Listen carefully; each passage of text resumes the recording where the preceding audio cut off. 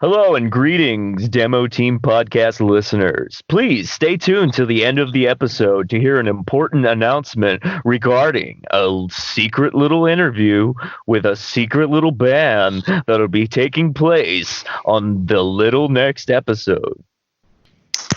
What's up, everyone? This is the Demo Team Podcast. It is May 3rd, the day before May 4th, Star Wars Day. We have Moses Blanco with us, as always. What up? How you doing, Moses? I'm doing great, man. Getting ready to jump into these albums. Yeah? Yeah. You got a top 3 artificial selection? Yes, I do, songs? actually.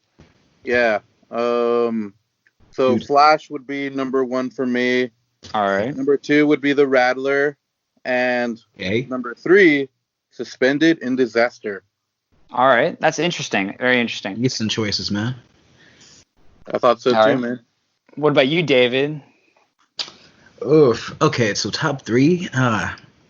It's hard to say, but I definitely just a select few. Slouch, I think, is pretty underrated, along with Gospel Burnout. Honestly, that was like my friend and I's kind of like song that we always like jammed in the car. So that song, Great intro. no kidding, yeah, it's great. Hey, that's a good bass intro as well. And it's good, yeah, The Rattler. All right. It's a good list. Honestly, those are all underrated little bangers, I'd say. Shoot, who else? So, Ryan, what about you? What's your top 3? Off of ours, Correct. Artificial yeah. selection, that is. I would have to say, I'm a real big fan of Bloodsucker. Like, Awesome. the chorus on that shit is just like a fucking banger. But also, I'm a big fan of Evaporate. I'm a huge, like, just that nostalgia blast they give you at the end. It just, like, I feel like Jimmy Neutron, like, it just gave me a like, Brain blast? Yeah. I feel just that. really cool. But the third song, shit, man. Like, I usually am not a huge fan of the singles that Dance Gavin Dance picks out. Like, they get like Inspire the Liars, like, is an exception to this rule, and a couple of others. But I feel like Count Basie is probably one of the strongest singles this album had, and I'm a really big fan of it. I really loved Count Basie for what it is. I love that song, too, man. I cannot wait to get into these songs. How about Caps? Man. What's your top 3? My top 3 is going to be Son of Robot, Story of My Bros, and Nice. Bloodsucker. Those are good, man. Yeah. Son of Robot's a great, starter, and obviously Story of Awesome My starter. Bros is just such a fun song. I think Son of Robot might be my favorite, like, starter of the Tillion era, to be honest. Interesting. Wow. Dude, I'm ready to get into this album. Shoot, who ain't? Artificial Selection. All right. Agreed. Son of Robot. Or actually, let's talk about Artificial Selection as an album first. If y'all are what down. are your guys' overall takes on the album? I could go first if you'd like. Go for it. While I love every single Dance Gavin Dance record, I love them like children. Yeah. Sometimes you can't love all your children equally because people have preferences, and sometimes we gotta be objective. And while I won't say like I don't hate Artificial Selection, I love it. I'm not saying I love it. I maybe love it. I love it the least of all the Tillion albums, if I can say that. Like, if that sounds all right to say. But let me give some context. Let me give you some context. Just let's imagine this for a sec. Okay, Mothership came before it, and Afterburner came after it. So it gets middle child he's syndrome? he's I hear the that a middle lot. child. I'm sorry. I hate to say it. I really do. But I gotta. Even though there's 2 prior albums to Mothership, but I get where you're going. 8 prior albums to Mothership, or 7 prior albums to Mothership, but Well, I meant Tillion albums. I mean, you Tillion gotta. albums. You gotta realize those kids are in high school right now, and they're making me so damn proud. And I mean, Acceptance Speech just came out with a 2.0, and that bass on there was awesome. But Artificial Selection, I don't know about that. I think Are you talking about Acceptance Speech or Artificial Selection came out with the 2.0? Acceptance Speech. Oh. The best I was just album. Because I was going to say Artificial Selection came out with like a 4.0 in like the easiest class in like remedial classes is what I would say. Well, But- like I get where you're getting at, Ryan, and because I don't know, for the longest time it was a Tillian album that I kind of like wouldn't listen to that much, but ever since we started this podcast, like I knew that we would have to talk about it. So pretty soon, yeah. Yeah, so I kind of went back and I listened to it, and oh man, it's a beautiful album. Definitely. We get so many amazing instrumentals like from it, and I don't know, like every song is like a 10 out of 10 to me. I don't know, there's just really great moments like throughout the whole album, and actually last week when we were doing Afterburner, somebody mentioned that they felt like Afterburner was more geared towards the fan, and I actually said I thought that was me. Selection, I said that I thought Artificial Selection was geared towards more the fans, and just going through the album kind of solidified my opinion, because they have a lot of like callbacks and references to like a bunch of older tracks, and not to mention, like, you know, like a feature from Kurt Travis. So to me, that really screams like, hey, this is for you guys that kind of stuck with us throughout the years. And like, we'll get more into that as we go, as we dive into each track. Right. All right. What about you, David? For me, actually, yeah, I've heard that as the general consensus, that this is kind of the middle child. Some people will be like, oh yeah, like a lot of people are like, oh yeah, this doesn't stand up to Mothership in my opinion. Or then again, I've also seen plenty of people that were like, you know what, Artificial Selections actually surpassed Mothership even. Like, yeah, I've back and forth seen that as well. Yeah, it's very interesting. When it came out, I loved it. I was in love with it. Or, you know, there's a couple singles I'm iffy on, I must say, but as a whole album, I don't know, just single to single, a lot of tracks actually resonated with me and kept me hooked more than Mothership. And I know that's definitely controversial in this fandom, but as a whole, this is I think a solid album. A lot of different angles and stuff to go through on this, you know, this album. And I don't know, if we have to like compare it to like Mothership and or Afterburner, like they even said, DGD, they said this is an album full of singles. You know, most songs they're going in, and you know, just an album full of singles. A lot of bops, or so the kids are saying. You know, I mean, shoot, even what is it? You mentioned Story of My Boys. I mean, Bros. My Bros. No, so that's, you know, that's a huge summer vibe, right? But I even heard that was supposed to be like, you know, the summer single in place of Summertime Gladness. That or Flash. What? I mean, Flash wasn't a single, and Summertime Gladness came out before Artificial Selection. I think what he's trying to say is, like, the band said it themselves, like the writing process for this song, they approached every song like they were writing a single. Oh yeah. Which definitely, like, I think that's like my like if I could expand on my opinion a bit, like, as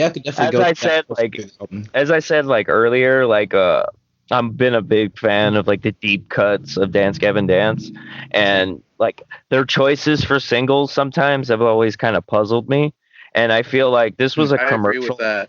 And yeah, definitely. But I feel like this was a commercial record.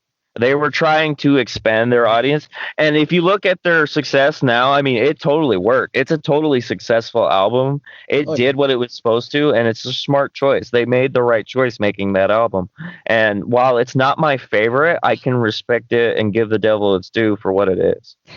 I guess I could see like why you would say it's like a commercial album, but I don't know, man. I feel like every song is still great and like a high tier song.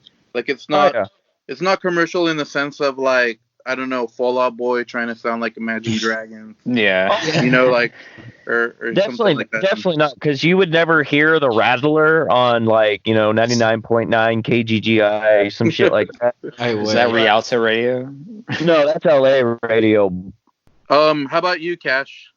All right. So I think I'm probably the highest on this album. It's my second favorite DGG album ever, I would say, right now at least. It kind of shifts a little bit. For the longest time, it was Acceptance Speech, and that's kind of since fallen out of favor. And I think this one has replaced it. And it's kind of the album that got me back into Dance Gavin Dance.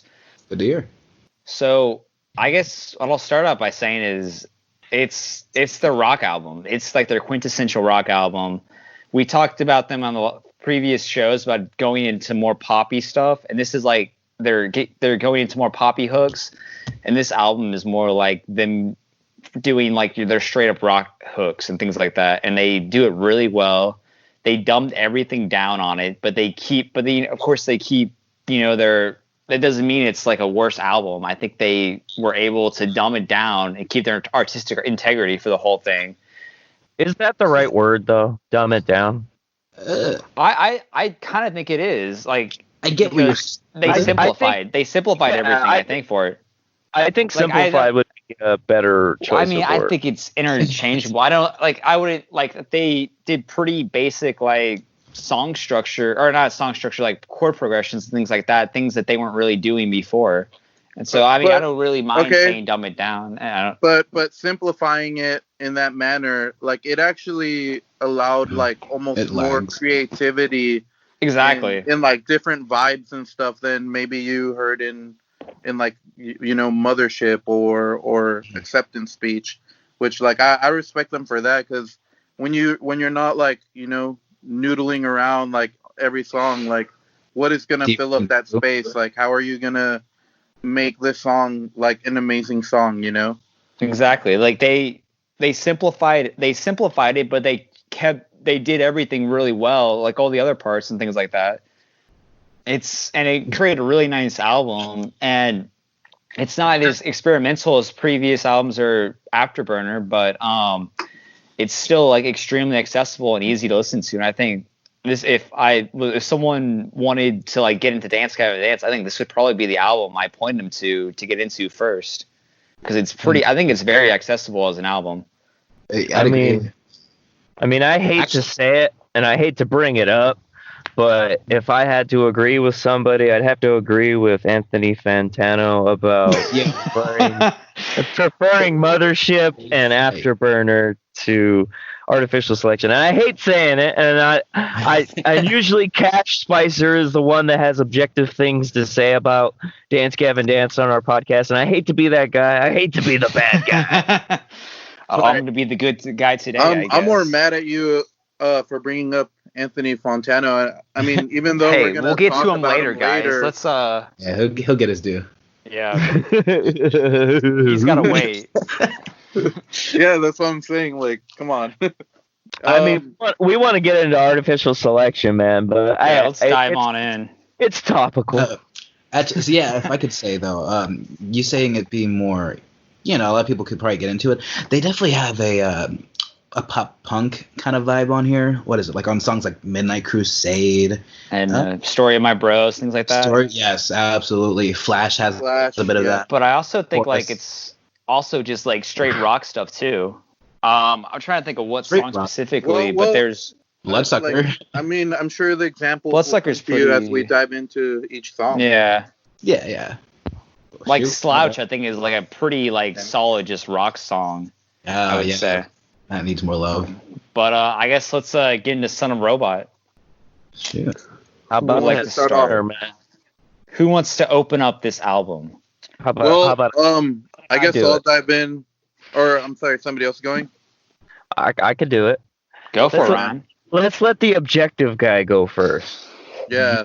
So we can we'll refute you. Exactly. Yeah, that way we start at the bottom and we work our way up. Okay. I'm gonna blow all your minds right now. I actually really like Son of Robot. It's actually like a picture perfect way to open an album, and I feel like the way this song begins is very reminiscent of like past Dance Gavin Dance albums. Like there's hints and like little nuances that remind you like, hey, check it out. We're still Dance Gavin Dance. And while it's got that familiarity to it, and I think that's what really like sets it off. Like you got your John Mess and Tillian like trading like war stories back and forth with their aggressive vocals.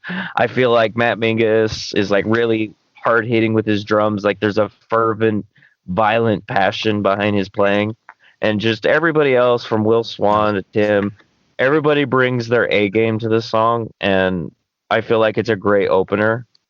Yeah, yeah, you really get some beautiful guitar work from Will. Like you think the song is gonna be kind of this like really slow song, and then it like like John and Matt just really like go in hard like at the verses, and Matt actually throws in like a little sick fill before Tillian's part of the verses when it kind of slows back down. And like last week when we were talking about Afterburner, I mentioned that Prisoner has kind of like a big chorus where it's kind of, Tillian just kind of elongating some words and phrases, and they kind of do the same here, but the main difference is that there's a lot going on instrumentally, like, behind Tillian's vocals.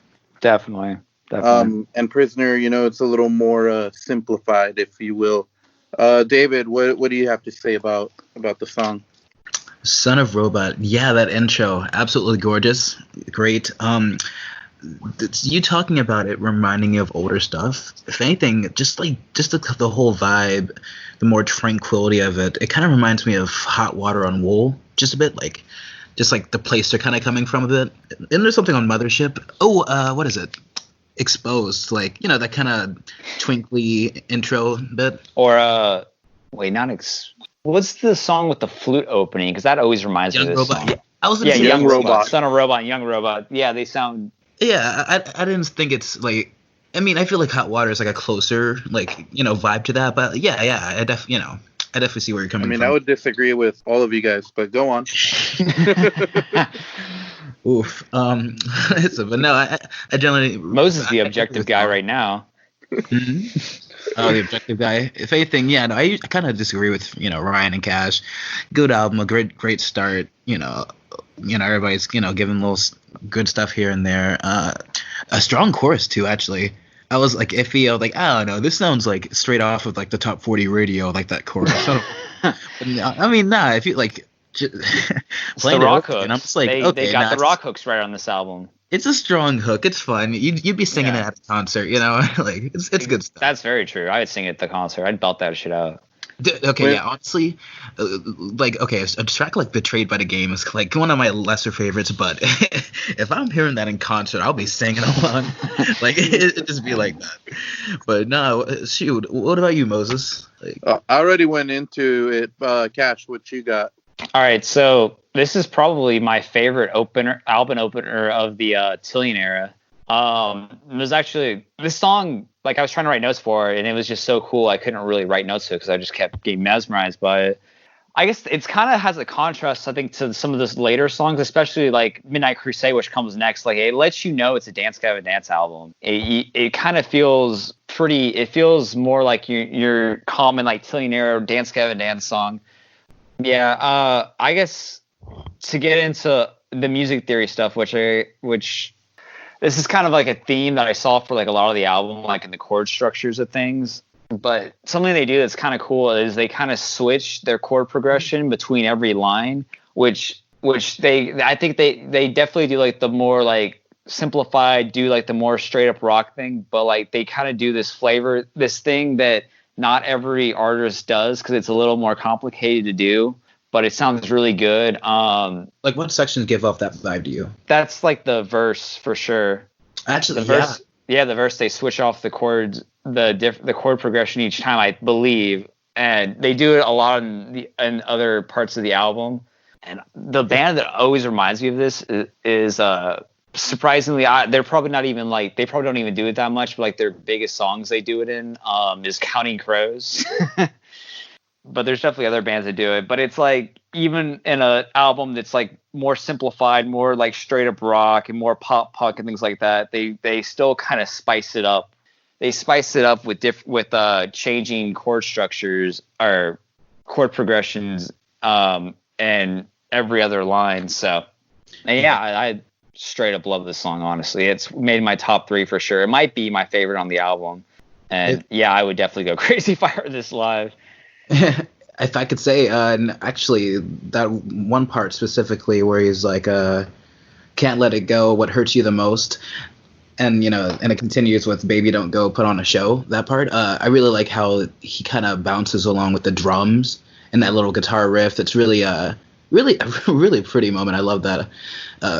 If anything, I'd say on Mothership and Artificial Selection, he really works on like his pretty little guitar moments, like, especially more twinkly little bits. Like, actually, if anything, the parts like that kind of remind me of like ballet and like just like prettier moments. I don't know.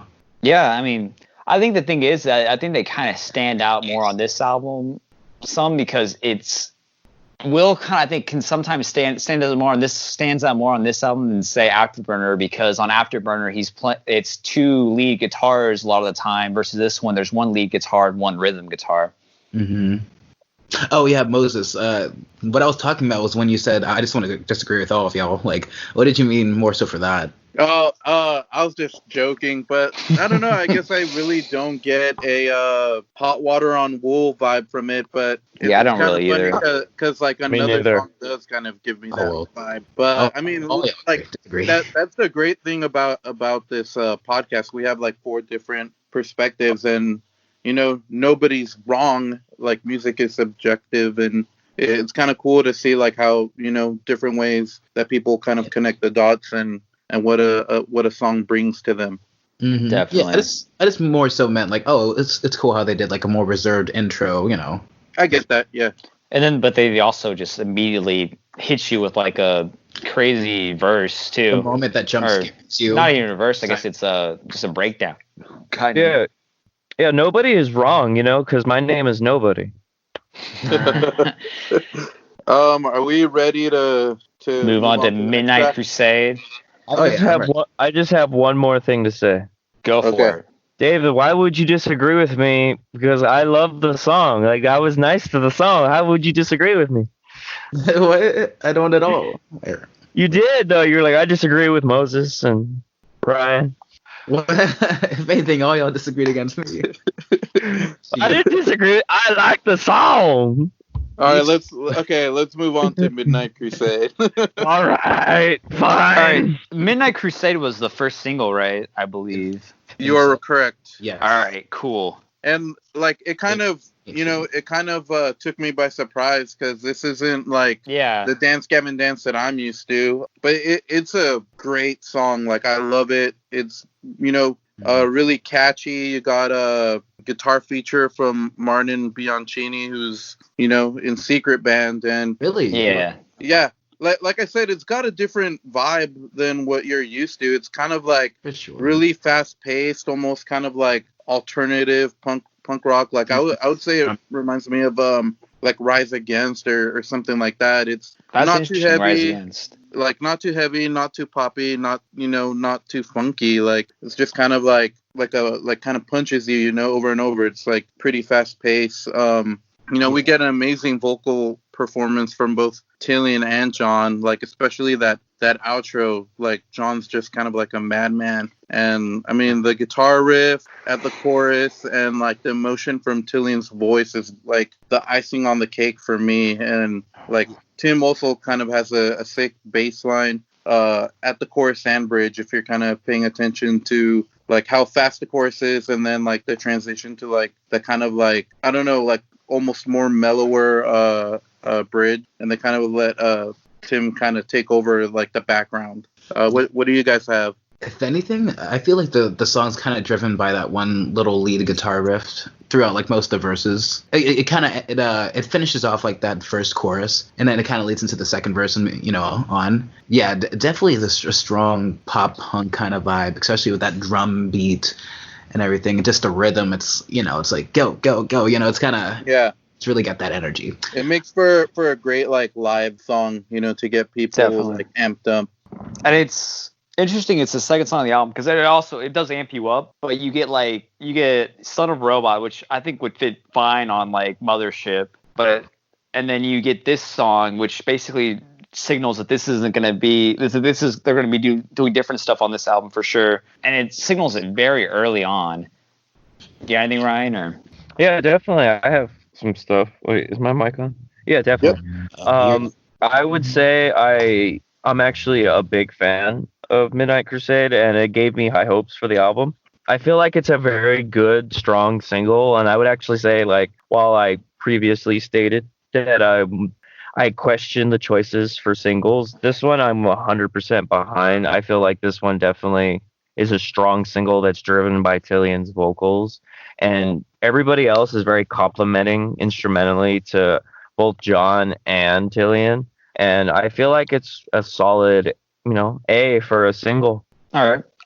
Based off the single discussion, this song is kind of weird, I think, in the mind of Dance Gavin Dance fans, because I think they got this song which was so different from what Dance Gavin Dance had done before, and they kind of had to, and it was the first single, and so they kind of had to like digest this song for quite a long time before the album came out, and so I think it has a weird legacy with everyone, but like I think in the context of the album it's really good, even if like Would you say that it's almost like Prisoner? Because Prisoner was the first single from like not sound wise, but like I think everyone was you really way more gotta sit positive with this about single for a long time before you get the album, and like wonder if it's really gonna like set the tone of the album, or if it's just kind of like a song that's out of context, you know? I think it's like there's two things. I think is like Prisoner, I think was better received first off than Midnight Crusade. I think people were like kind of like, what, you're gonna do pop punk this album? And the other thing was that Prisoner, like if you listen to it and you look at like the album cover, they kind of like went together, and so you kind of like got a theme out of it is the other thing. I must say, Cash, I'm okay. When it came out, I was definitely more on the what, y'all are going this direction, really? Like, I mean, even just in the intro. I mean, I was kind of like that too, but I like this song, but I was like, this is interesting. For sure, but because it's like they start out with the guitar chords, Tillian singing over it, and then you just know from that they're gonna break into it. And, John's gonna follow up like right off the bat. It kind of feels a little like formulaic, like that for this is like because it literally it has it's a popular starter to a song, and personally I didn't care for it. Like it did not grab me, and then you get the the chorus where Tillian's kind of owning it, and again I don't know, it's definitely one of my lesser hooks, I must say. Oh, really? Wow. I mean, I like it. David, the chorus man, is cool, but it's also I think pretty basic, like as far as a hook goes. Yeah. You guys are pulling a heel turn, man. What's going on here? Yeah, I mean, I feel like plenty of pop punk people have done this chorus before. Is the thing. I think the point is, but Dance Gavin Dance sounded good. hasn't done. Yeah, and they did it, and it sounded really good, like everything else they do. It depends on the pop punk. Like it's like, do you like every single pop punk song alive? I'd say probably 95% of them. I would say I like. Well, then you're biased. So see, and to me, it doesn't scream pop punk. Like there's certainly pop punk bands that have made a song like this, but to me, it's more of like the more alternative, like newer age punk. Like I wouldn't like when you say pop punk, I think of like Newfound Glory, Man Overboard, Green Day. They don't That's really. Fair. What would you say is the new age punk though? What would you say is that? Like I think I would say like it kind of reminds me of a band, kind of like I said, Rise Against, or like especially kind of I could see Rise Against or for sure. Like Billy Talent, like anything that's like a little more like on like the aggressive side. Yeah. Okay. So I guess maybe not pop punk but I would say it's like alternative. It was like alternative hardcore punk at times. You know what I mean? Yeah. Like the next thing that came after pop punk, I guess, or like the less poppy side of it, like the late 2000s, like like a Day to Remember. Mm-hmm. Yeah. Okay, yeah, that's fair. I was gonna say it's like if Paramore covered a "Bury Your Dead" song. But no, Bury Your this didn't have like my favorite direction. Like, I Okay. have little clips here and there, but towards the end of the song, Tillian has that bridge, and I actually really enjoy that. It kind of hypes up, okay, the last ending of the song, and then John and Will and everybody on the rhythm section comes in and knocks it out of the park, and that part's insanely repeatable. I love how it ends. So like, I feel Y'all like that's- the. All right, you keep going. I mean, y'all like the ending, that's the strongest part for me. and I'm Yep. like, I love like the rest of like the ending's like fine, but it's like I like the rest of the song like a lot better. I like connect way more to the other Dude, parts of the song. I love it when This- John spazzes out, and that's exactly what he's doing at the end. Yeah, and it's Like no great. Yeah. filter, no I mean- holding back. He's just And then going crazy. Cillian and Will, like everybody's comes together, I think, at that part. I mean, like I'll take the chorus any day over the ending. But, I mean, the chorus is great too, but like for me, the shining moment was the outro. We got anything else Are on we this, ready to or jump back I'm in? good, man. all right? Suspended in this disaster. Everyone says suspended in disaster instead of suspended in this disaster. Yeah, And- suspended in this disaster. Y'all are missing a fuck. What part of speech is that? I don't know. Who cares? The article. Enunciation. Yeah, it is an article. That's what it is. Yeah, so suspended in this disaster, we get a little crazy guitar intro. The song actually features Louis Baltazar from Wolf and Bear, so Really? shout out that band. As you know, Tim plays bass for that band as well, so if you haven't heard them, check them out. I don't know. I really love this song. Like, I love the whole vibe of it, but my favorite part is we get like a nice big chorus from Tillian, and like the Snap. guitar riff in the background just really complements his like melody like really well. Like, it's not, it's nothing crazy. It's just kind of like some simple chords. Yeah, but, it's like, just vibing with the song. Yeah, they just kind of complement like what Tillian's doing with the chorus. Yeah, David, what you got? Suspended. Okay, actually, I think this is like the Tillian era if they did Happiness. This is like a Happiness Tillian era kind of song, I believe. Especially like there's funk and everywhere, man. Yeah, I think that's the best way to explain it. Tillian era Happiness with John. And I really like it, and especially this chorus. This chorus is way better than Midnight Crusade. I enjoy it way Or more. whatever. To say. Catchier, maybe. No, I mean, shoot, I'd be screaming that at a concert. How long? Like, I don't know. It's just a lot of fun. Dude, Like, I love that chorus like Yeah. so much. I find myself like getting lost in it and just like almost Same. being thankful that we have this band that like writes these amazing like little parts that just kind of like you can totally get lost into. And I'm not even Yeah. into this song that much. I almost said band. You're not but- into it's like I'm this actually a band. fake fan. I'm not into this. I'm not into Dance Gavin Dance so much. I'm not into this song that much. But like, God, I get this chorus stuck in my head all the fucking time. Oh Shit. good. Especially this week when I was trying to get ready for this podcast. But yeah, it's the chorus is so catchy. Yeah. I think this is probably the catchiest chorus on this album. Just straight up like, One of and them. it's kind of like interesting because it's like it's weird how catchy it is because it's not something you'd expect to be catchy either. Nah, like just Tillian actually is. mentioned like he's trying to work on his melodies and being more catchy with the music, and I feel like Artificial Selection and Honestly, I feel like he does that so well in almost every album.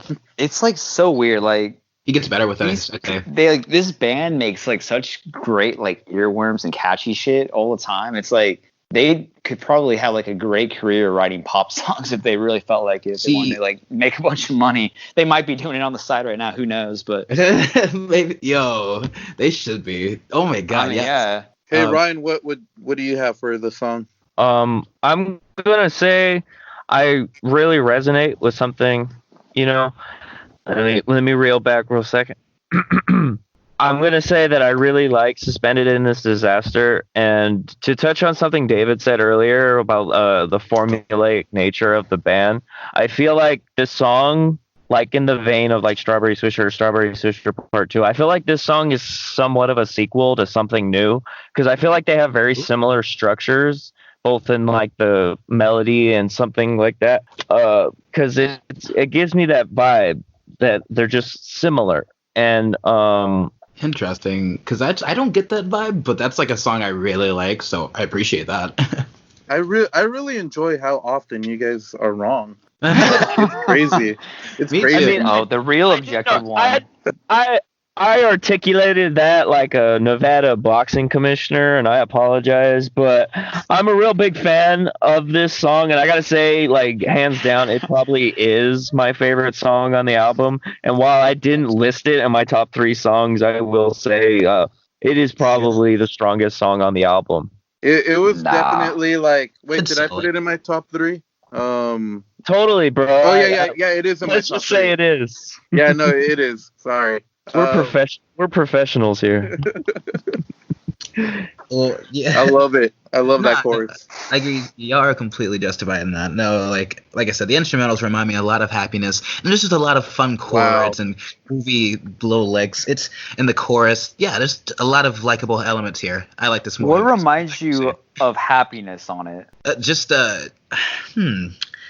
Jeez. Like I said, I feel like the chords they use, like the licks, and just I don't know, kind of the vibes. Or the chorus too, like da na na na na, like more chords like that, like just a lot of the funky jazzy type you'd see in Happiness, I think. Interesting. Do y'all hear that or? No, I mean, because to me, the like instrumentally, the chorus isn't very like funky. Like if anything, it was just kind of written to like almost support like Tillian's like vocal melody. But I can see that. I have one question for you guys. Who do you disagree with more? Does it remind you more of something new or Happiness? Happiness. I guess I would disagree with David more. But Yeah, I think, but it's also like a whole album, but it's like still. I'm a instant gratification aficionado. Like I went to school for it, so like I have like really strong takes for that whole album. I mean, Tillian has been quoted as to saying that instant gratification kind of set the tone that they were going to take with the following album.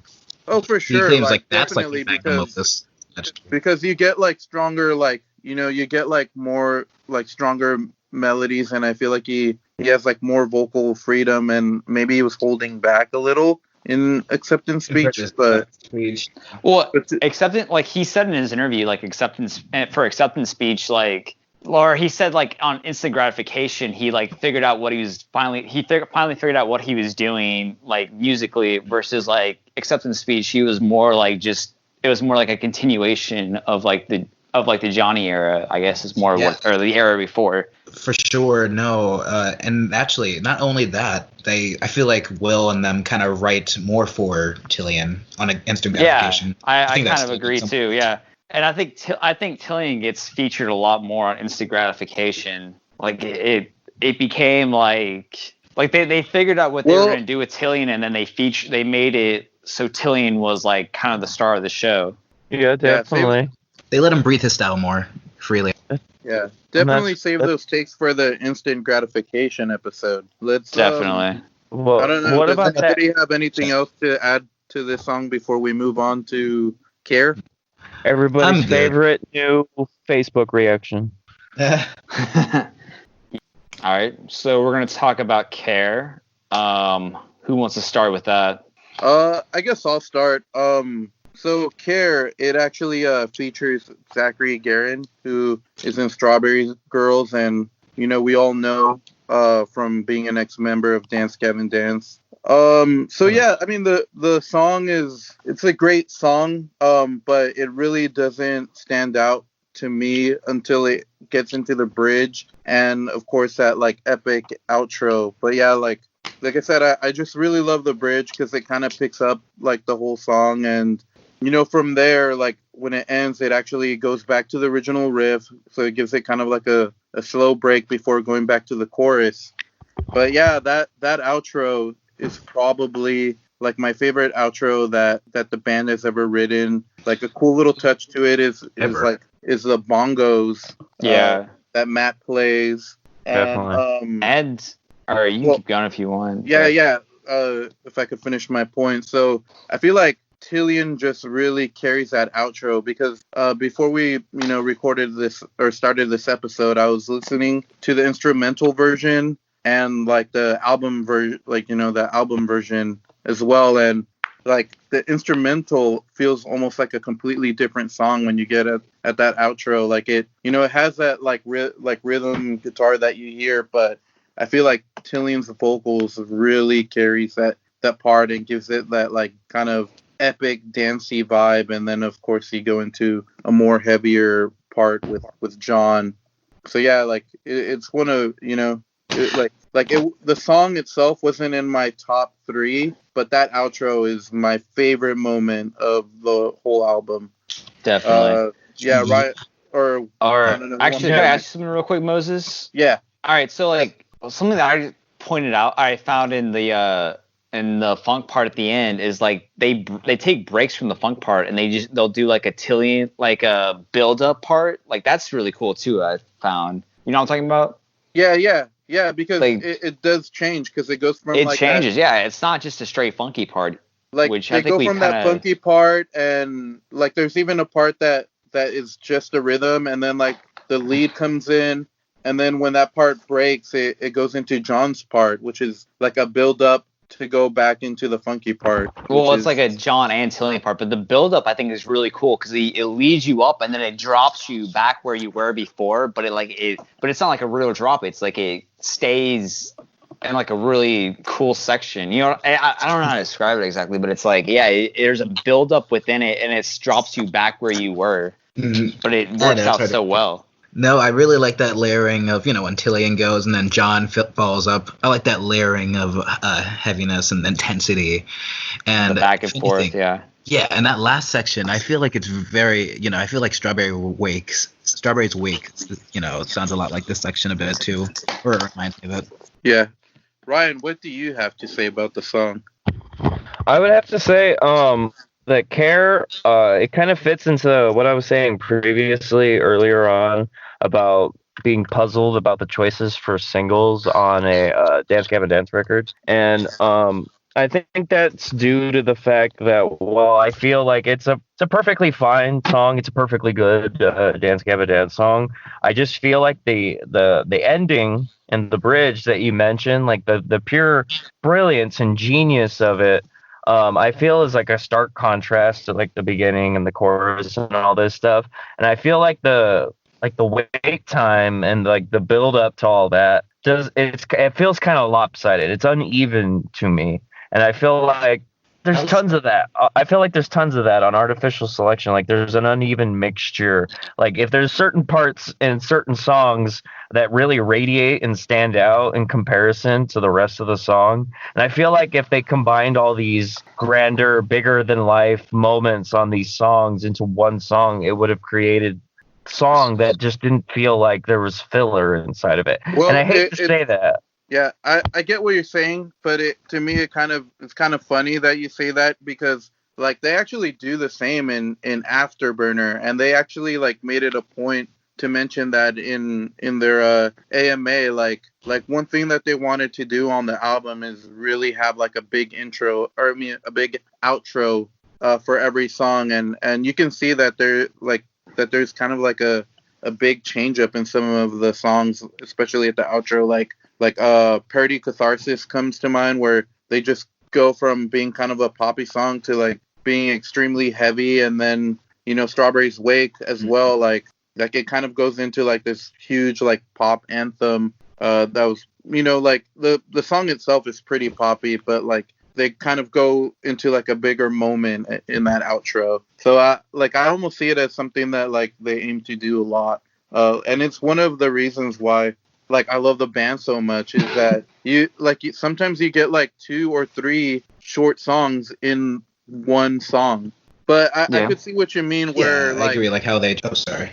Yeah, well, I was gonna say I can agree like how that also may create like, damn, I would have really loved this song if they kind of laid into more of this part of the song. instead of like, you know, the what they did in the verses and the chorus. Like I kind of get that feeling from Three Wishes. I mean, I absolutely love that song, but man, I wish that intro was longer or if I could get more of that. So I get what you're saying. Yeah. Yeah. I mean, yeah, the intro was pretty sweet, I gotta say. I can see that point.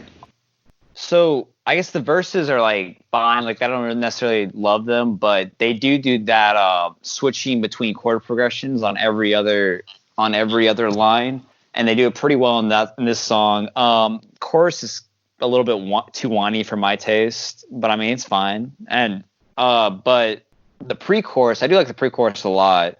At the end, when it gets to the funky part, I think they kind of, when they first started doing like these funky parts, like in the Tillian era, they kind of, I think, recycled the same, like a similar funky section like over and over again. Strumming, yeah. Like it's like We Own the Night. I forgot what song it was in Mothership, and then this song, they kind of have similar funky sections. I would say. Yeah, I think Inspire the Liars. And Young Robot has like a funky part. Yeah, I think so too. Yeah. Mm-hmm. And they're kind of all pretty similar, but I would say this is probably when they like executed it the best. Are you trying to say that these are all Don't Tell Dave impersonators? No, I'm not saying that at Don't all. Tell Dave is. I'm saying it's more like the whole song. I'm saying it's like We Own the Night impersonators, maybe, but this is like the impersonated it so well that it became the standard. Well, if you hold up, We Own the Night, they're actually Blue Dream impersonators. They did it on that. I wouldn't say that either, though. Well, okay, because Blue Dream was kind of like a slow R&B vibe song, but it really picks up at the end, and they add that like kind of funky guitar riff, and it completely picks up. So that's kind of why I get it from that album more than anything. I kind of think like there's like a different funkiness in every singer era, and I think that there's a Tillian one that was present since from IG to Artificial Selection, and then I think an Afterburner they broke through and like figured out how to do funky stuff in like like multiple ways, whereas before they were still kind of figuring it out. And I think this is like the pinnacle of that. Like this is like when they peaked doing what they were doing before. It's interesting that you bring up Don't Tell Dave. Actually, that intro, where it's all funky and if they actually replaced that intro and used it for like an outro for a song, like I feel like it'd be a really good heavy like jump to like an outro. I don't know. I'm just like try envisioning that. Like I'll have to say is like the little funky like outro parts and. I mean, sometimes it's not even the outro. Sometimes it's kind of like a break in between the chorus and the second verse, or sometimes it is the second verse. Like, it's actually like my favorite part of the band, and it's something that I look forward to. Oh, I mean, I agree. It's really cool how they've been able to incorporate different genres, even though Anthony Fantano hates it. But I definitely love it. I mean, you saw the interview, man. I mean, for hating on it and giving it up for, he was very complimentary to Dance Gavin Dance. Far more this time. We'll get to that. We'll get to that. Yeah, we'll get to that. If we're done talking about Cher, I have to close it with a question for David. Oh shit, what's up? So David is the youngest guy on the podcast. So my question for him was, do you know what Jinko jeans are? I actually do not. Wow. That's what I thought. He's from Jacksonville and has no idea. So after this episode is over, like look up Jinko jeans, man. They're basically the exact opposite of skinny jeans. No, actually, I feel like I have. I just didn't know the name. So I'm about to look that up real quick. Jinko jeans. I have a question. Why are you all proud about knowing what Jinko jeans are? Those are like the most raggedy fucking lame pants in the goddamn. I'm not proud of it. I'm just saying, like, to me, it's interesting that it's a lyric, and like, how many kids are listening to that song and like they don't get the reference, Shit. Like they're talking about Prodigy, which I guess David probably doesn't know who Prodigy is, and they're talking Man, about Jinko Jeans. Prodigy school. Uncultured. So it's not about being uncultured, but it really dates, like I guess me and also John Mess. Like I mean I don't know how old he is, but he's got to be kind of old to like make a reference about Prodigy, Jinko Jeans, and Creed and Blood Wolf. Yeah, like okay, he said 2003. I was 4 years old, and this guy's and 3 years later, this guy was in a rock band around 18, 20. Like so. Yeah, I was a baby. This dates me, but it's good. Like I said, okay, man. Hear about our history. I know you still care. I know you still care, man. I know. Repeat I do. our history. But yo, what's the next track though? Count Basie. What Empathy is not up? overrated, by the way. Just want to say. Hey, before, do you guys know what Count Basie is? Like, did you guys know that was a No. musician from back in the day? Oh, You mean okay. Count I Basie? guess, yeah, I heard of it, but I didn't really make the connection ever. But I know what you're talking about. That's like Dust Bowl stuff. That's like Origin. like all blues or jazz or something. Yeah, that's like that, and that definitely the vibe is on the song. Like it's got that old world feel. See, to like it. a Louisiana piano player or something. I believe so. It's a little bit of a dated information. It's mostly rooted in playing Fallout, but I'm aware of him. Like, I hope actually, I it's feel a- like I hope I it's a saw like something about Count Basie before, and then made the connection and then forgot about it. But yeah, I mean, But I you guess know it's an all older. about- but you know all about Ayn Rand. All right, I think everyone knows. I think Ayn Rand has far more name recognition than Count Basie, Yeah, just one of but the not as much fucking as Alex English. Do of blues and grass. Yeah. you know who Alex English was? He was a basketball player for the basketball? Denver Nuggets. Scoring leader in the 1980s. Uh, Yeah, I think he was the scoring leader for the 1980s. uh, I watched dude. this video, and it was like if they made the Dream Team in like 1988, and they would have put Alex English on the team. Raw. Oh yeah, that reminds me of another question from Moses. We're always recording on Sunday. Do you ever like get off since you like basketball too? You ever get off this podcast and then think like, oh fuck, I missed Last Dance? Wait, Last Dance? Yeah, the Michael Jordan documentary.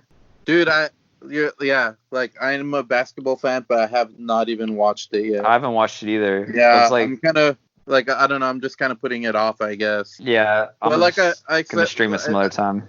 I don't know if I've mentioned it before on the podcast, but since we don't have sports, like I've actually been watching like old like 90s Bulls playoffs, like against like the Utah Jazz and Oh the Seattle Sonics, like so that's kind of filling that void for me. If I could say one thing, I guess gotta say you're both wrong. Alex English is the opener to self-titled Death Star, whatever you want to call it. Wait, what do we never said that it wasn't.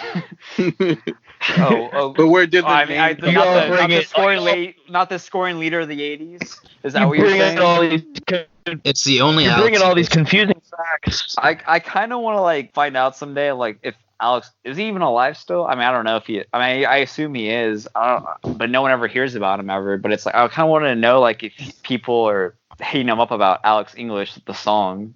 There's enough dance fans out there. I want to know Dear- what made them name the song Alex English and not like I don't know Dennis Rodman or Tony Kukoc. I don't know. I just want to There's know. just so many but they also basketball players. had Skyhook on that album, which that was like people don't really stop skyhooking like after the 80s, I think too. So I just want Once Kareem retired, So hey fossils, what's that? what Alex English, Skyhook, Last Skyhook. Dance. Well, Yeah, Sky- all that.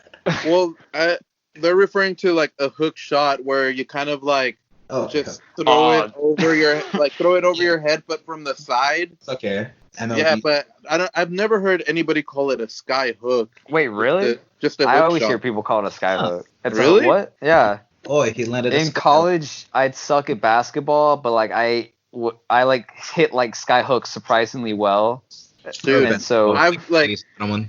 I don't know, man. I've always just heard people like refer to it as a hook shot. Hook shot. So I think Skyhook is something different. No, I mean, mean- it's like think Kareem, and he's like just doing like his arm like YMCA. No, He's doing the C. I get what you're He's saying, like, but that's yeah. just a hook shot, Yeah. dude. Like That's the nobody reach. calls it a Skyhook. They just All call right, it a whatever. hook shot. Maybe that's like And- some ABA terms or some shit like you that. like I don't show know. me where they call it a Skyhook, and then They always call it a skyhook. That's what they used to call it. It's a skyhook. no, they call it a hook shot, bro. They Man, call where, it. Okay, maybe they in call it- modern times. Moses, No, where the fuck they're not would as Dance funky Gavin Dance anymore. pull this shit out of their ass if nobody called it a skyhook? I'm glad that you I don't asked. know. I mean- BioShock Infinite. Well, actually, Skyhook was a item that, all right, that Scott, you but, used on BioShock. Death Star Where did came out like, way BioShock before pull it Infinite out of? came out, and also it would make sense for them to call it Skyhook because Will Swan said he was a Lakers fan in the AMA that happened yesterday, and Well, we Kareem know that he's a Abdul-Jabbar played for the Lakers.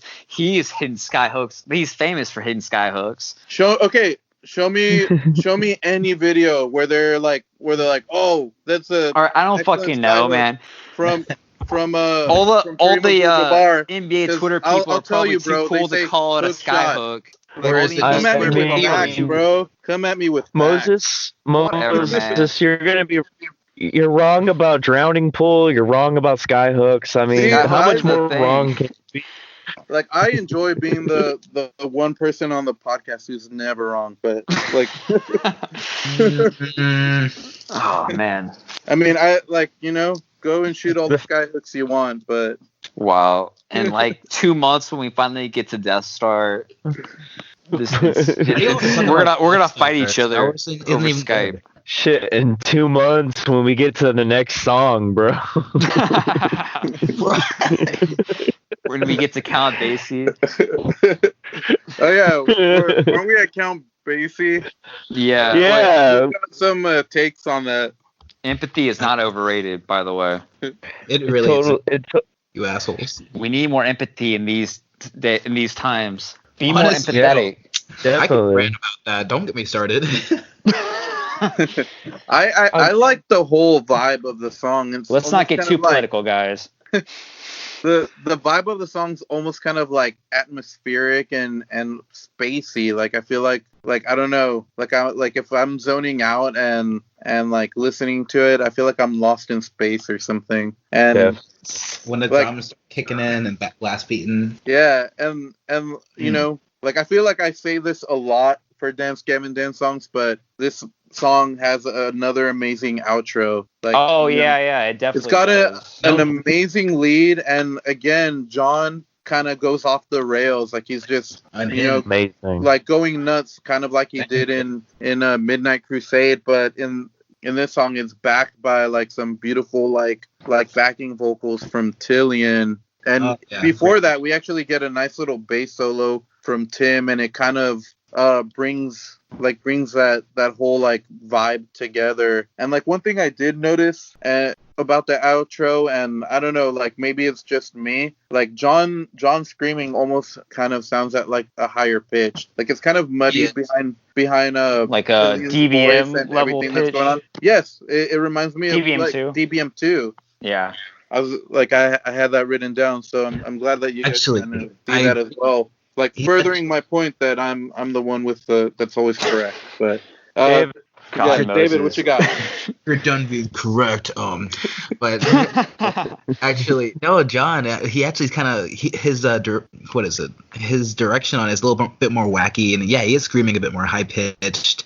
And what is it? Yeah, DBM2. He's definitely a little bit more high pitched, going more wacky in like his delivery for some of those lines. I gotta agree. But Count Basie, yeah, this is a really different track. I was like, whoa, this is really different. But overall, nowadays, this is actually a really, really nice track with a really refreshing step. And it's definitely. A lot of fans are polarized on it, but no, I think it's a nice track. Tillian, the instrumentals, it's really nice. A really catchy, almost hypnotizing kind of chorus and verse. A lot of nice stuff. And then, of course, John comes in at the end and knocks it out of the park. Great track. Yeah, And like you said, it is kind of, polarizing as far as the reaction, and that kind of baffles me, as well as It's like, different, man. I feel like people are like either really into it or I've seen a lot of people who are really into it and people who just like don't talk about it. Yeah, This is what I've I've seen. seen people hate on it, Really? like on Facebook, but especially earlier. like when I see that, I'm like, oh, this guy does not know anything about music, and all right, I'm gonna write off his opinion from now on. Oh man, you're gonna write off my. I mean, I'm not super into it, but I mean, it's cool. Wait, Is that all you have to add, or any Oh, I got some other stuff. concrete takes?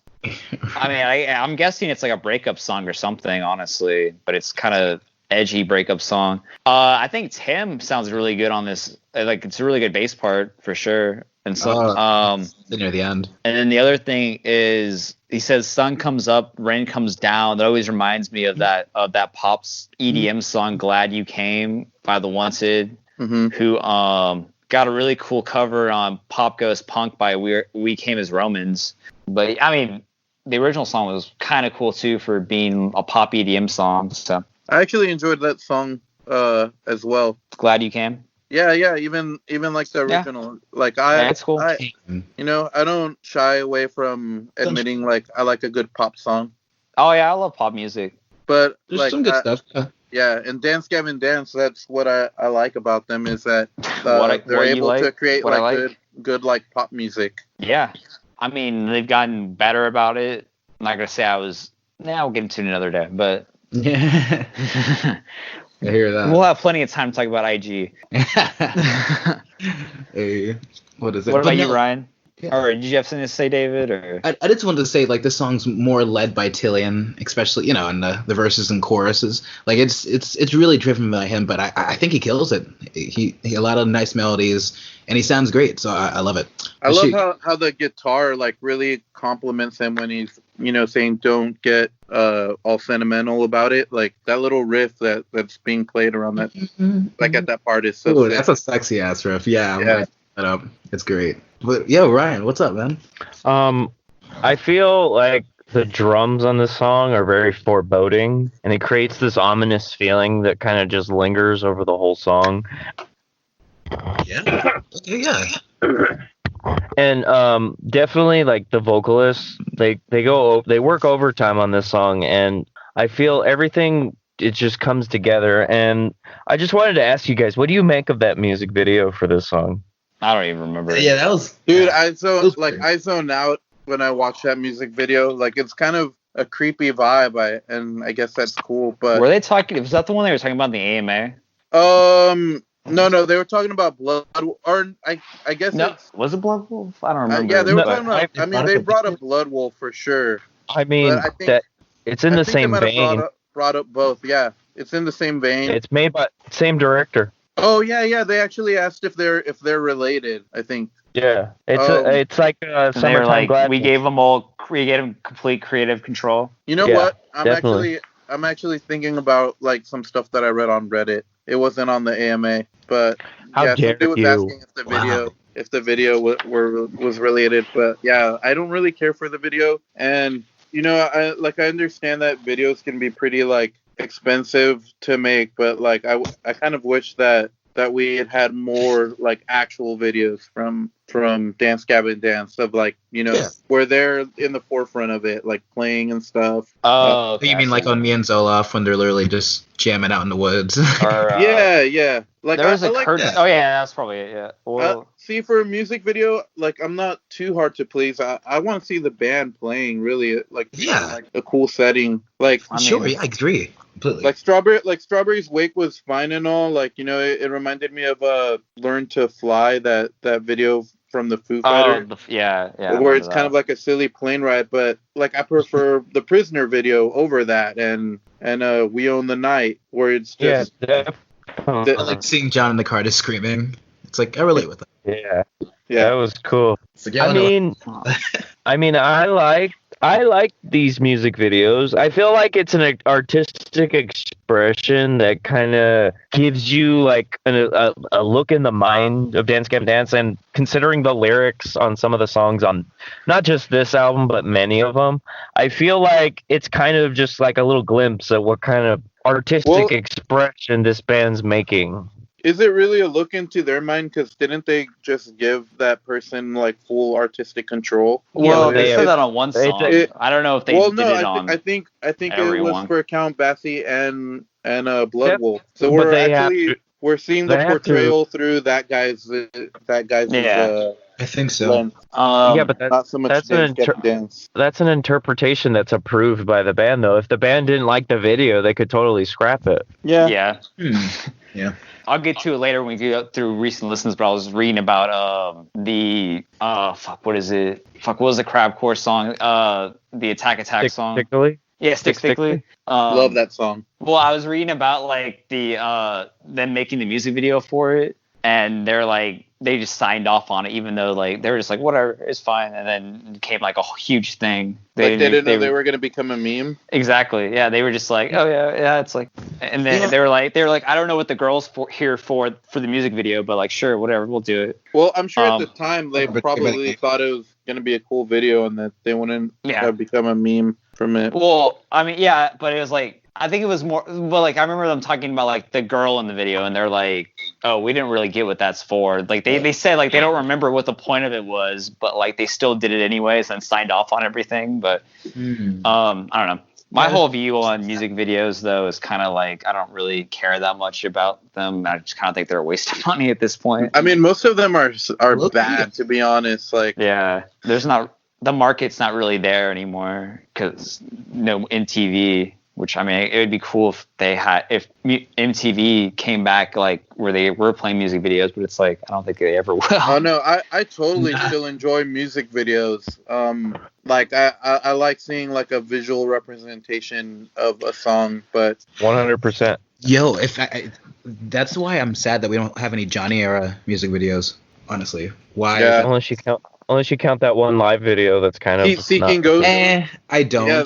There's Seeking Ghost Effect. There's actually some recorded bits, where John and Will are kind of like. I mean, they do like the thing where like, they'll do like a compilation of them playing live, and then they'll play the song. Like, Yeah, over it. I don't like those music videos. Yeah, Which it's I better kind of than like. nothing, I but kind of like those ones just because you get to see them live, which I would rather see. That's pretty dope. Them like I like to watch live recordings of like bands playing way more than I like just watching a music video. Or I mean, like music videos are like fine or whatever, but I just don't really see the point of them, and I don't really care that much about them. That's why I haven't. I don't know. I admit I didn't watch one of the music videos for. I like the recent a visually songs. stunning music video, like Atreyu's "The Crimson." Like that's all that I look for in a music video. Like Honestly, I kind of want to watch Yeah. that now. I've never seen it, but that it's sounds just cool. a band playing, and there's they're kind of playing in like a Light dark bulbs. room, and then there's cool lights like hanging in the room, and that's all that I need, man. Like it just looks Hey. cool. Can we all agree on one thing though? What? The animated music videos with the little animals, yeah. those things, top tier. Those are the best. Yeah, literally top tier. Yeah. Matthias Adolfson. Yeah, I guess those are Dude's a cool. beast.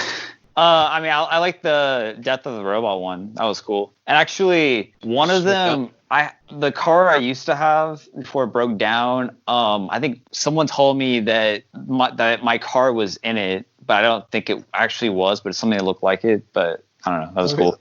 But Actually, what is it? I think was it Moses? But like, I think one of us was like, yeah, like I just like music videos where it's just the band playing kind of, and we're rocking out with them, or Oh, that was me. Yeah, I mean, Oh, okay. I love watching live performances that got recorded. Like especially like Johnny era stuff, because yeah, it you needed just don't see that. I mean, you see plenty of Tillian era stuff for sure, but Yeah. like Johnny. and though. yeah.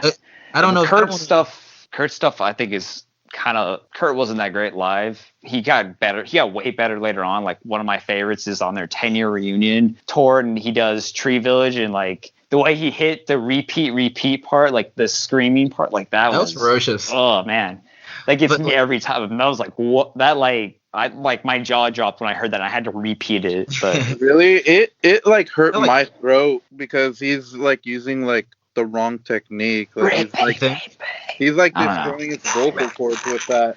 But it like I can't describe what it sounds like. It's almost like echoey. It's like a trill almost. I can't even describe what it was, but that always got me. Yeah, I didn't want to tangent too much, But like, what are some songs, like some Johnny era songs you thought should have gotten music videos, or like would have been really cool? Wow. Oh, I don't. I would have loved a Spook Besides music Caesar. video. That would be cool. I think Elder Goose, maybe. Open your eyes and look north. Like, yeah. Yeah, Like, he's those- seeking Ghost of Sex. Like if they made an actual music video for that would have been dope. For the first album, obviously Times New Roman, because that was like, such a huge song. So I would have loved to see a video for that.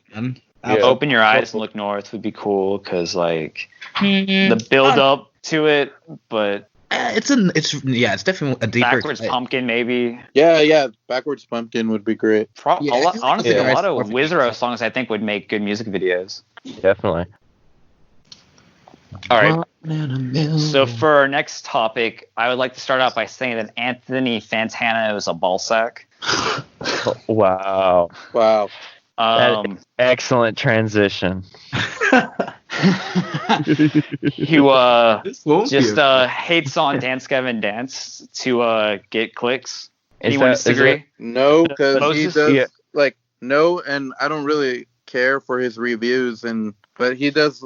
It's not like the only thing he talks about. Like he talks about Dance Gavin Dance very like I think he is his did. second. This is like really second one. So, This is like a second album review. No, I Yeah. think it's his third because he did Artificial Selection for sure because he said like it was. I think Mothership too. So I thought he And avoided doing. I thought he said he avoided doing Mothership. He did. Because He did at least. He did IG for sure, and I think he did Artificial Selection, but I didn't watch the Artificial Selection one. He mentioned him in this video, and he was very kind to both Mothership and Artificial Selection. I wouldn't say he was very kind though. Yeah, they're kind of like backhanded compliments. Yeah, but for the most part, he was kind to Mothership, I would say. He was, yeah. To call the guy a ballsack was kind of harsh. And I don't like. I guess I'll put it out there. I don't like the guy. I don't watch his reviews. I just don't think he has anything interesting to say. But yeah, people have their own opinions, and people are gonna feel a certain way about different bands. And I could totally see how people wouldn't like this amazing band. But I agree to some extent, but I think he just kind of went with the whole hating on Dance Gavin Dance to get clicks is the thing. Because I don't think you could give Afterburner that low of a review because musically I think it's amazing in and out. Even if there's some parts that are lacking, which are very few parts, because I think this is like just a really crisp album all the way through. And like the whole hate on the experimental part of it, like even if you don't then think it landed correctly, I think you got to give the band credit for trying, which he doesn't even do. So yeah, at this point, just to get a reaction and for the sake of it. Yeah, exactly. And I also kind of think that he kind of represents this really asshole elitist bullshit.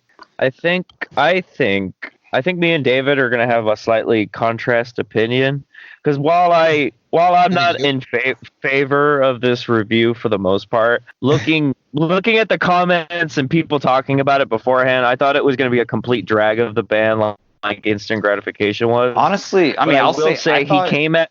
I didn't think that, but it would. And they put themselves out on the line interview, too. I feel like maybe I don't know which one he gave more compliments to, if it was Mothership or Artificial Selection. But Mothership was the one he gave more compliments I think to. Mothership a bit more. Yeah, because he made a comment about like they totally crumbled the house that they were building with Mothership or something like that. So Artificial Selection. I don't think this album or Afterburner is the album that's gonna turn his opinion around. I mean, I don't think it will. Anything will. If I could finish my thought, I would say. I mean, he gave the album a 4 times different review. I mean, from 1 to 4, that's 4 times the amount of love. But I think Anthony, he does a lot of good for the music community in some regards. He differs in genres that he favors, and while he does a lot of good, he does drag some bands. He's earned the ire of people like Eminem, and I think Really? while I'm not. Yeah, definitely. While I don't necessarily care for his opinion. I was a bigger fan of him in the meme review. I think he's got an audience, and his opinion is just like any critics. It matters to an extent, but you shouldn't get upset or. I don't think it matters at all. Yeah, that's true. I don't think He's just an annoying hipster to me. Yeah, exactly. It only matters as much as you make it. David, what about you? Well, so before this, I wasn't even gonna watch the review, but you guys kind of talked me into it because, I did not like watching his reviews at all. Like I told you guys in our group chat, I watched 2 minutes of the IG one, and that was enough for me to never care about what this guy had to say. He does seem like kind of an elitist and whatnot. And I don't know, when I watched it, I was kind of glad that I did because it was actually pretty hilarious. Even though he was hating on the band, and I don't agree with him. Watching him mimic Will's rapping, and also he mimicked the guitar riff for Prisoner. That was pretty funny. Oh man. But yeah, screw that guy. Yeah. I mean, I think if Dance Gavin Dance had more kombucha drinking Brooklynites in their fan base, he'd probably be nicer to Dance Gavin Dance. If you're from Brooklyn and drink kombucha and Dance Gavin Dance, you're cool. Don't listen to what Cash says. David. Yeah, Anthony Fantano would probably like you. David, what do you think? So yeah, I think I'm way more reserved on my take than y'all. Y'all basically want his blood, but hey, I didn't say anything too bad. Yeah. I mean, I think I'm the hardest, but yeah, I think it's fair takes though. I think he was pretty harsh on Instant Grat, like Moses said in the first. I kind of agree with him on Instant Grat though. Even if he was kind of an asshole, but it's not a 1 out of 10 for sure. Yeah, no. It's at least a 7. See, yeah, that's the thing. He'll express, this isn't exactly my genre. He'll state that in the first, couple minutes, but he'll go on and still pick apart, stuff he doesn't like because he claims it's not a genre for him, and it's at one point it's this isn't your genre. Why are you listening? And for Afterburner, it's he already did Instant Grat, so people were curious about his, his new thoughts. So I can get that, please the fans, give him what they want. But yeah, I feel he was way too harsh on it, Instant Grat, because even if you like it, a solid 1, really. Yeah. I feel that was kind of just for show a bit, what is it? But this one, Afterburner, I feel see, that's the thing. For both reviews, I feel he does give honest, genuine takes. I don't like these elements and how they mix. Chilean's voice and the way it's edited. I don't care for how they do it there. Or John's style is it can be a little harsh on the ears sometimes. He's like I said, he kind of expresses his own opinion, and I feel those are fair opinions to have if it's just not your type. For sure. I guess the thing that disappoints me about the Afterburner review is this band going out on a limb and trying these different genres, these different sounds, and doing it really well. It sounds good. It's recorded really well, and still at least not giving them any credit for doing that. That's where I kind of see the bullshit of it. There's a bit of that. I will say. It's if he gives them a fair take, I think it's okay, fine. I think that the whole DGD feuding with them after IG, he's just kind of running with it now rather than actually reviewing albums well. That's the thing. So I don't know, man. I feel he gave Born to Fail the credit it deserves. Yeah, he did. Yeah, I'll give him that. When he's talking about it, kind of being ballsy. Talked about Night Sway more than we did. See, you guys are fake fans. See, David was right all along, guys. You guys were fucked up. Right. You guys. You know what? You just need to embrace the objective opinion, man. You just need to say hello to the bad guy. You see, that's why we need to add Anthony Fantano to our next stream. Oh, yeah. God, no. Fuck yeah, we're going to get him on an episode and just kind of... Oh, no. We're going to jump in on him. I refuse. We're going to roast him. Guys, I don't want to talk to people in bands. I want to talk to Anthony Fantano and get his opinions. I want to hear Anthony Fantano's music. I mean, yeah, if you've done music, why not? Anyways, let's go on. Let's move on to the AMA if y'all are ready. Yeah. So why not? Yeah. I thought it was fun. I thought it was cool. Yeah, it Like- really gave us insight into kind of their writing process and like how they prepare for tour, man. Like it was cool.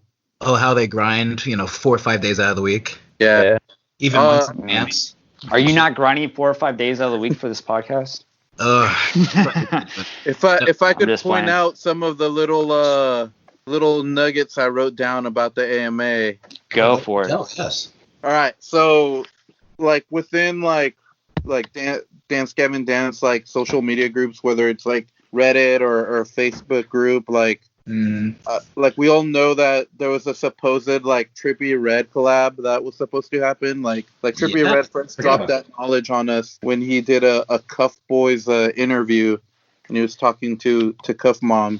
It was definitely like a polarizing like bit of news. Like people, a lot of people were super against it, and I don't know, for people that are kind of into like I guess like the newer emo rap and trap, like myself, like we're excited about it because I don't know, man. Trippie Redd's actually like a interesting artist, and he actually has a decent voice, like even without like auto tune. But Will mentioned that he actually recorded the guitar part and he sent it to him. And he actually mentioned that another drummer, did the drum track, but Right. I guess Trippie Redd hasn't done anything with it. But I'm gonna say that the other drummer is or the drummer he mentioned, but and not by name, is probably Travis Barker. Like he works with a lot of rappers. It's nothing new. Yeah, he does. Like everybody from like Lil Wayne to like newer artists. Lil Jon did. I'm trying to think who else. He had like that whole album where like where with he worked with a rap lot people, of yeah. rappers, but he worked with MGK. Yellow Wolf. He did stuff Yeah. with Eminem, like And let's not forget he worked with Skrillex for the new From First to Last. Yes, he did. Make Yeah, there's actually a video of him in the studio with John Feldman, the dude from Incubus, Chino Moreno, and huh? Never mind. So like other things that I took from the AMA was that Tillian is working on a solo album. Yeah. Which Yep. I haven't really dove into a lot of his solo music, but there's some songs that kind of really stand out to me. Like I heard Chalky. yeah, but I'm totally down for him to keep pursuing that. Like I'm all for trying to hear every member of the band like explore different outlets. Where's John's next solo album? Right, we need that. I think that was the most top tier out of all vocalists. Just buy some paintings, For man. sure. You know what? Oh, You know what I'm down with? I'm down with that Tillian's still he's still listening to North Lane instrumentals. Yeah, that was cool. Yeah, like he said he's a big like Tool and a Perfect Circle fan too, which Yeah. Oh, that's interesting because I mean, well, I guess I kind of get it, and it's kind of like more insight into like him personally. Like I feel like there like nothing like that doesn't get represented vocally, like like when like in his singing. So I thought that was kind of interesting. yeah, but, that's going to be something that influences him. Yeah, another thing that was mentioned in the AMA that I thought was hilarious.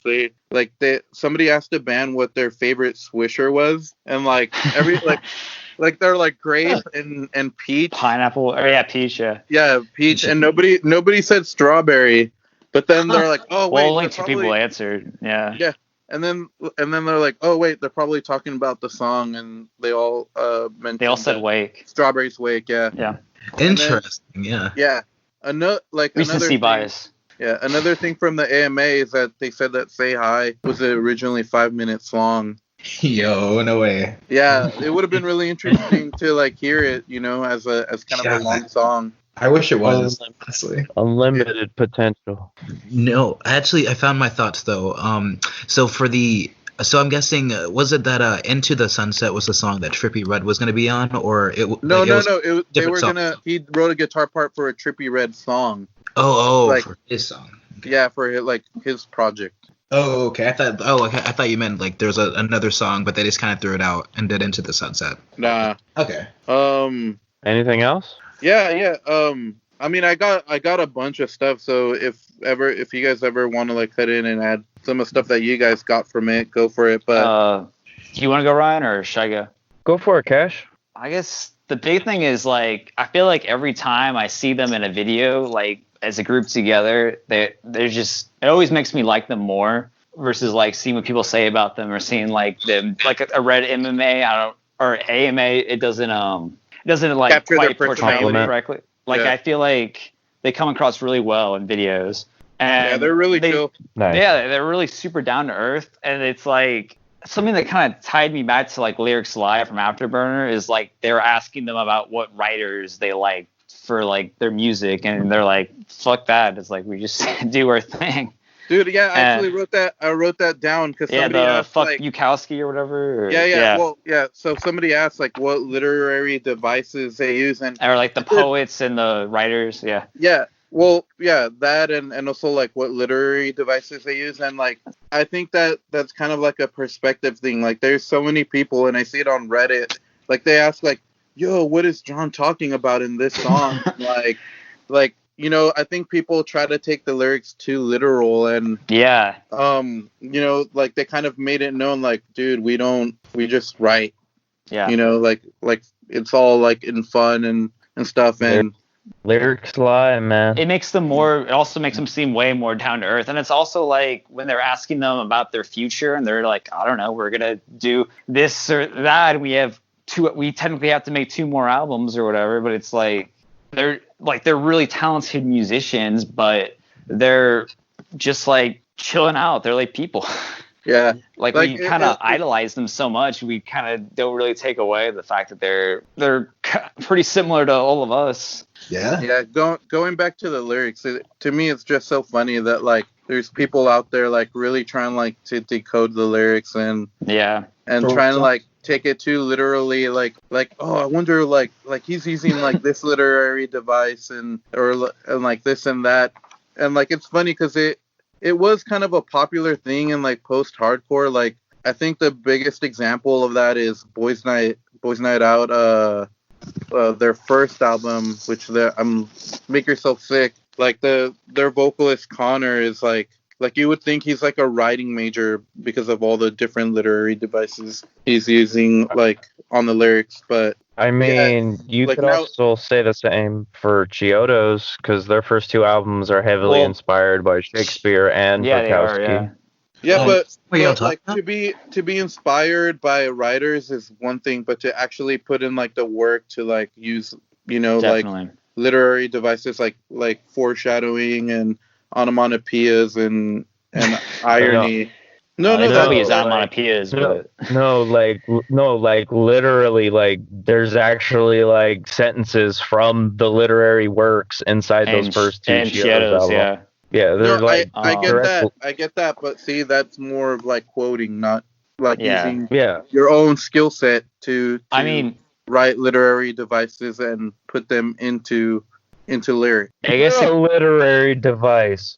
quoting is, but Quoting? yeah, I it guess technically it's a kind of poor man's is, but literary device. it would be an illusion, I believe, is what it would be called. But it kind of reminds me, like, of an interview with Tillian where he was talking about Tides of Man and how like they thought they were going to be like they're going to change the world with their music, and Tillian's like, oh, okay, and it's kind of like What's that mean? I don't think Dance Gavin Dance takes their music that serious. Like they're serious musicians, but they don't take themselves seriously as as we think they do. And they kind of mentioned that in the AMA. Yeah.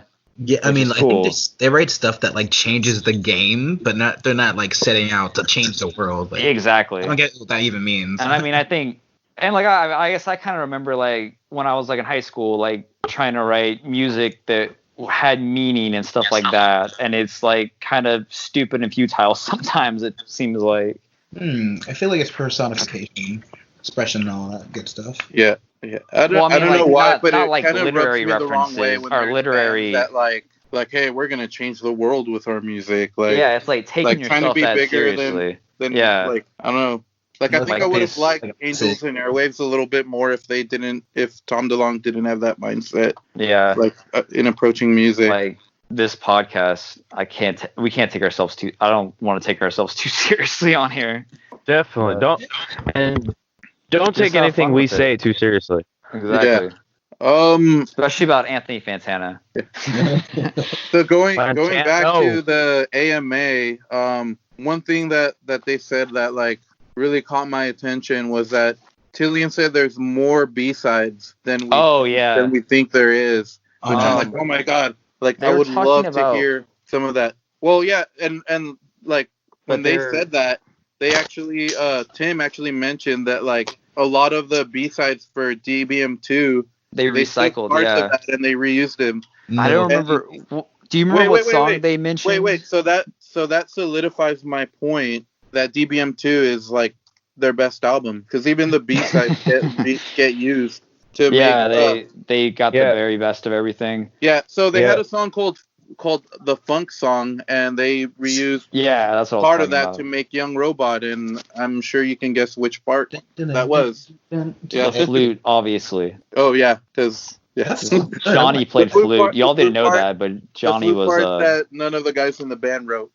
Actually, if you got to remember that the songs, the B-sides from DBM2 are not like as good as the songs that ended up being on the newer album because they got Tillian on them.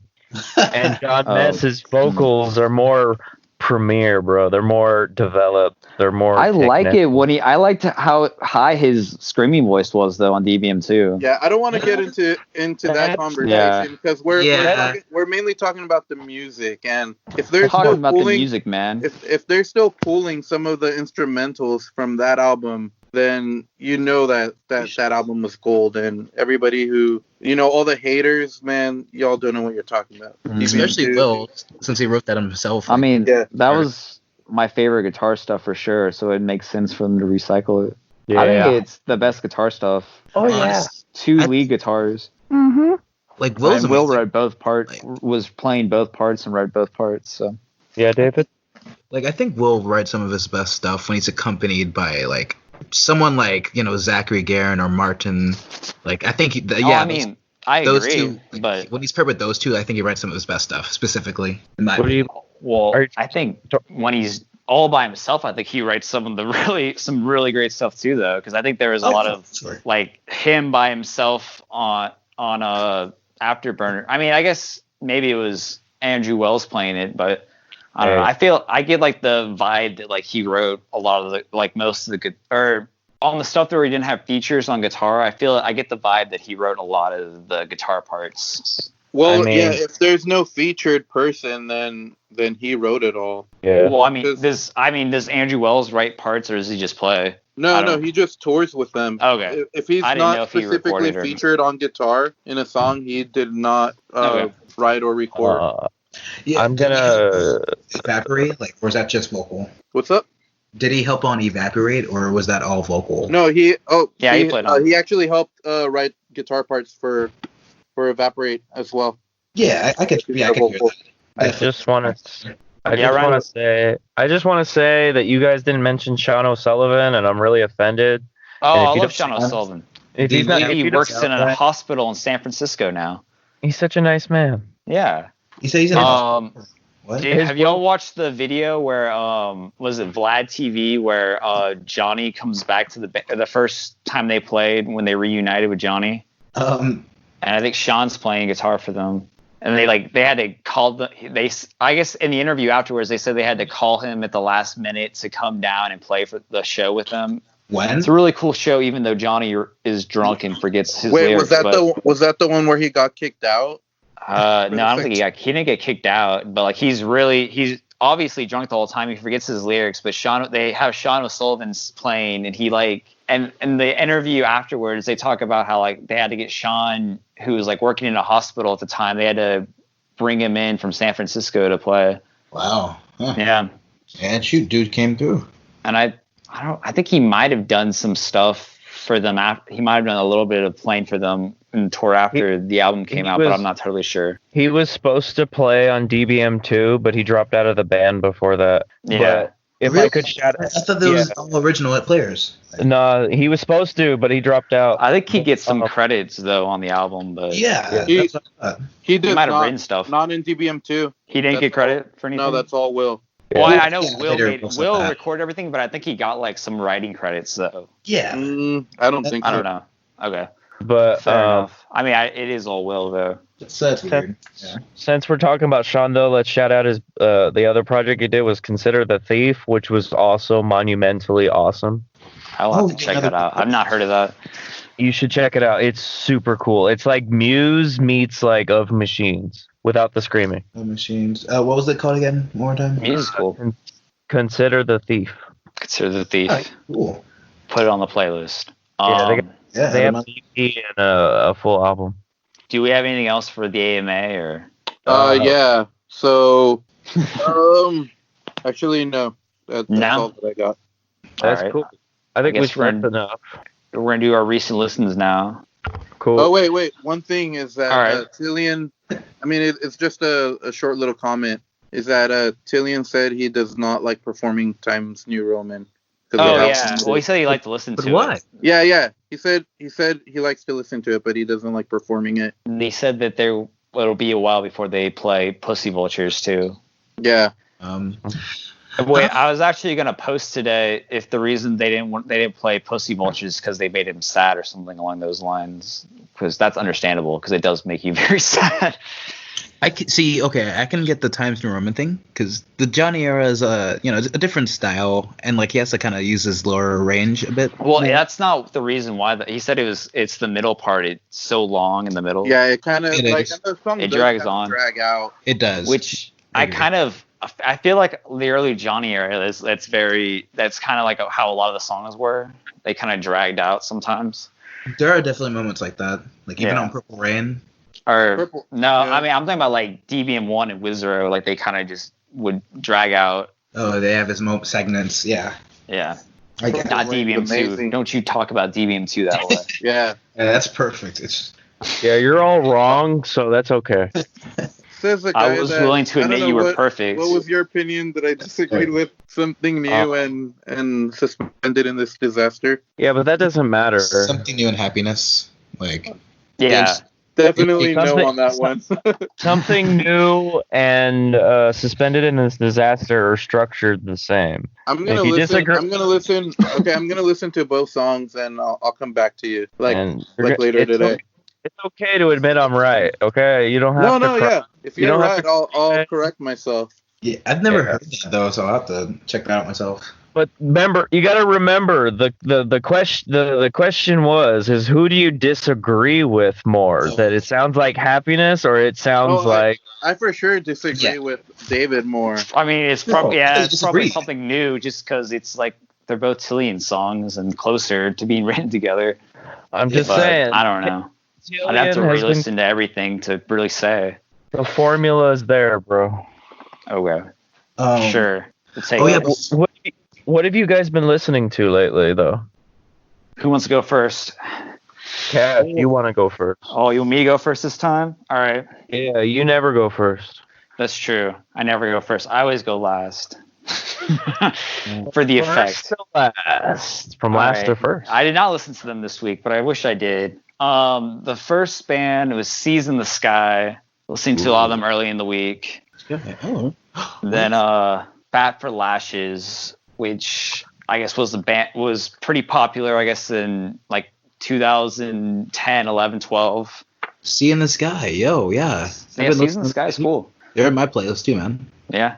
I guess something I left off from earlier was Yvette Young's like solo stuff. I was listening to that. Hey. A couple weeks ago, I listened to 2 by Boyz II Men. I was listening to At the Drive-In's first album. All right. I hadn't listened to that yet, and I listened to I guess half of it and had to do something else. But yeah, it was cool. Televangelist. Okay, I need to check out all of these. I've been sleeping. You gotta check out Televangelist for sure. I love Televangelist. Televangelist is awesome. They're no one's usually talked about them in a while. tour band. Yeah, they are. Oh, so And then, The full beans. the and then word I was Chan playing or in what? it? What? Sorry. Excuse me. Televangelists, like people from Chan playing in it, or I don't know There's some actually. dudes in it. I mean, I know that they were playing with Kurt like 2 years ago or something, but I haven't heard anything Yeah. about him since. Kurt and Microisms played in it, I think. I wouldn't know. He does DGD I don't covers. know. Yeah, But he's- I don't know. I I- really like Televangelists. They're cool. And then on Friday, I started out listening to like Asking Alexandria, listened to that whole album, and then I went on to Attack, obviously, and then I read about it, Stickley's music video, and then. But the most important thing I did last week was I listened to Afterburner by ZZ Top, so you guys wouldn't have to. yeah, I'll probably never listen to that. You should. It's good old raunchy classic rock. ZZ Top is awesome, dude. They are. Boring. Get Getting bored already. The first song off that album, which I believe was the single too, is called Sleeping Bag, and the chorus goes, "Slip inside my sleeping bag," or something like that. Yeah, so good. it's awesome.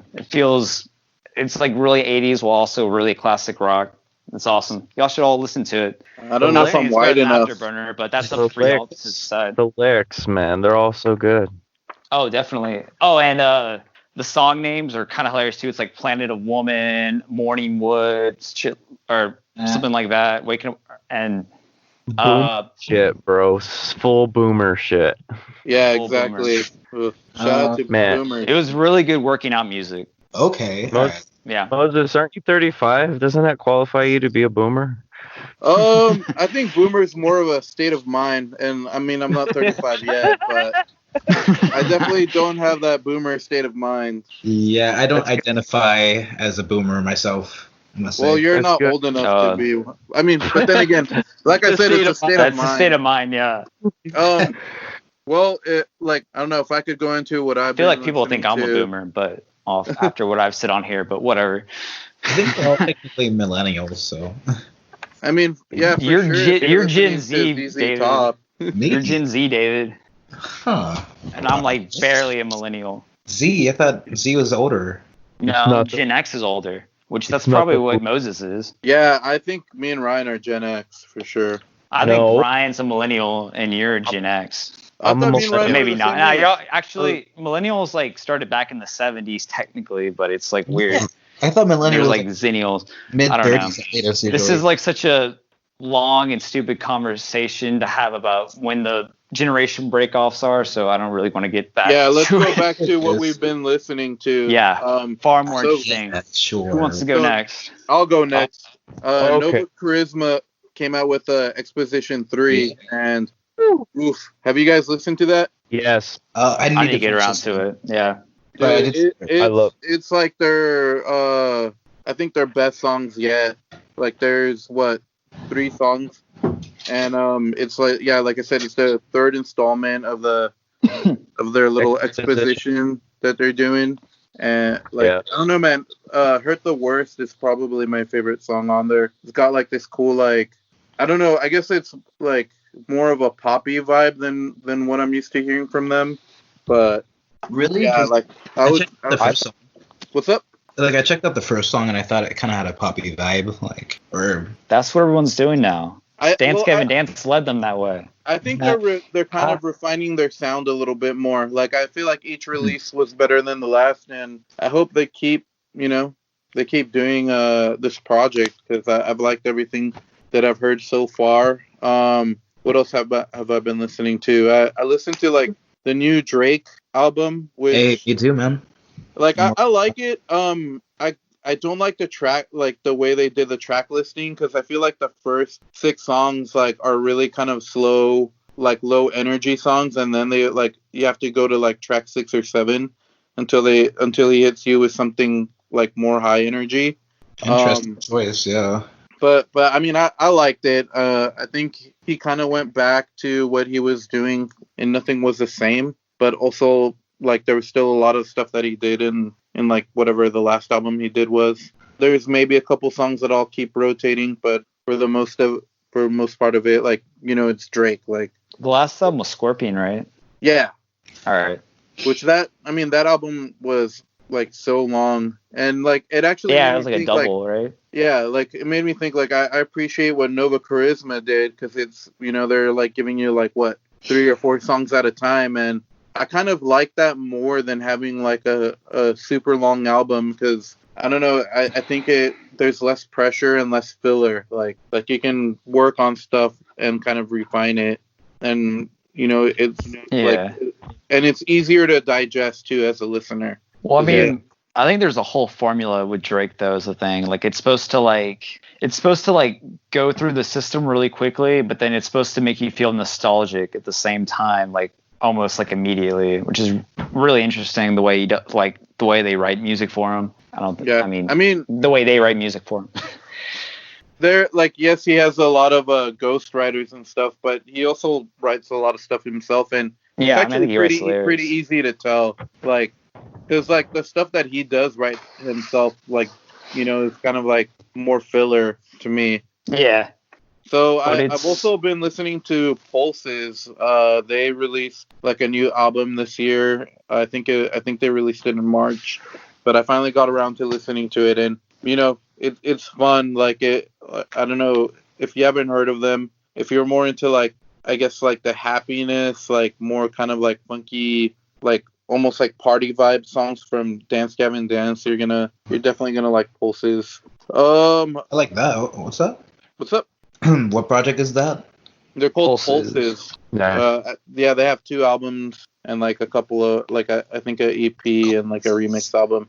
Definitely worth a listen to if you're trying to like branch out within the Swancore thing. And other band that I checked out today, this week, they're called Being Still. They're from New Jersey, not to get mixed up with Stay Still, Ryan's band. But oh yeah, I checked them out a bit too, Ryan. Yeah, I checked out Being Still because they were like literally one of the first like people to follow us on Instagram, and like it kind of caught my eye. So eventually like somebody from the band like hit me up on Instagram too, and they expressed interest on being on the podcast. So I was like, yeah, like I'll go check out their music, and actually, I liked it a lot. It's kind of like a Law Dispute vibe mixed with a lot like Birds, and also like a little bit of a Old Thursday. But they have one song called Let the Right One In that is really awesome, especially when it gets to the chorus. Like it kind of has like an old Seosin feel. So yeah, like I think you guys should definitely check them out, and we should get them on the show sometime. Definitely. Sure. I was gonna just hit that like 2 notes that you hit. I've been listening to the new Exposition a lot too. It's a really good album. I really like the little EP. It leaves you definitely wanting more, but altogether the 3 Expositions are really good. Had all those on repeat. Being Still is a really good band. I really enjoy them, and they definitely do have that a lot like Birds vibe. And I do like the little spoken word poetry thing they got. And I'm really excited to see any new music they come out with. But other than that, I've been listening to a multitude of things. I've been listening to like the new MGMT, like Time to Die. It's really good. I like it's a stripped down version of what you usually be used to from them. It's not all beep boopy. But other than that, I would say I always turn myself back to that one album by Love Hate Hero, White Lies. It's so good. I always find myself going back to it because it's just so riffy and just high energy. But yeah, David? Mate, all right. Well, shoot. Yeah, I've been checking out Ryan's band about, here and there.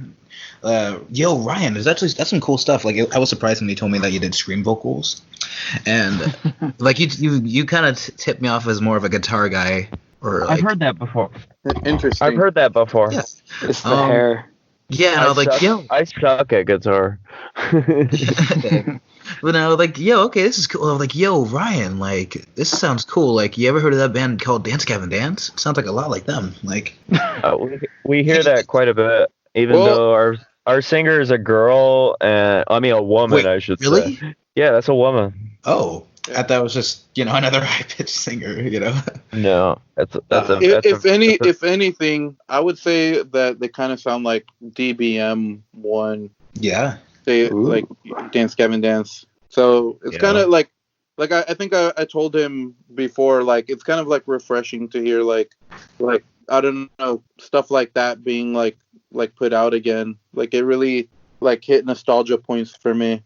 I agree. Like to hear the old, there's bands like, I don't want to say ripping off, but they're appreciating the sound that DGD really drew. Yeah, there's inspiration there. Yeah, inspiration, like, but it's more so like the happiness, the DBM2s, and even some of the newer stuff.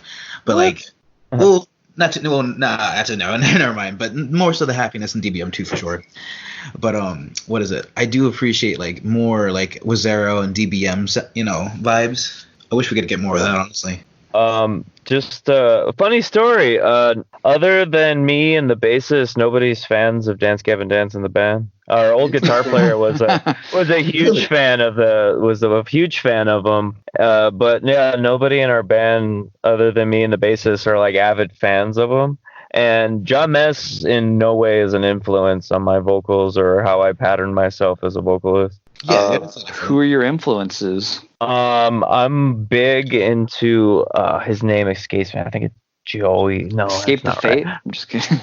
Yeah, totally. No, I'm a big fan of the Bled, Atreyu. Dude, the Bled. Yeah, the Bled is a huge influence on my screaming vocals. Atreyu, I'm really huge into Atreyu. Like they helped me like get that sound when I first started. But like I've always pulled from like a multitude of things. I like Old Day Cradle of Filth. I just like the frantic energy on that.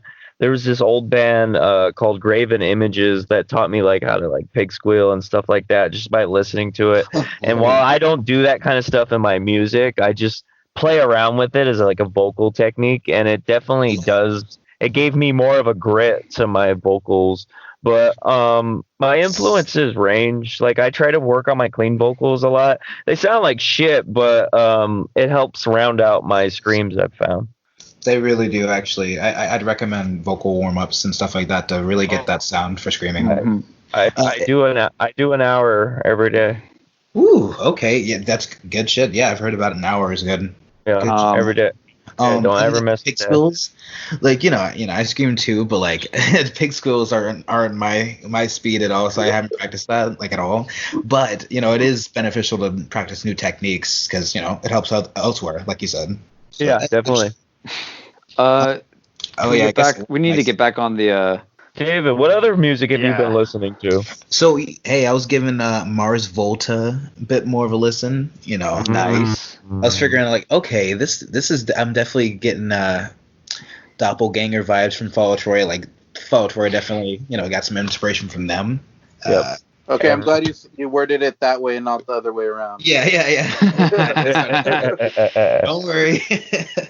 No. Mars Volta, they're a cool band. I really like the vocals and the kind of vibe. Yeah, like I can definitely feel where Thomas Arak got vibe for that, especially like on like even on manipulator stuff like that, and the drums too, and the bass. Like a lot of inspiration. Now I really listen.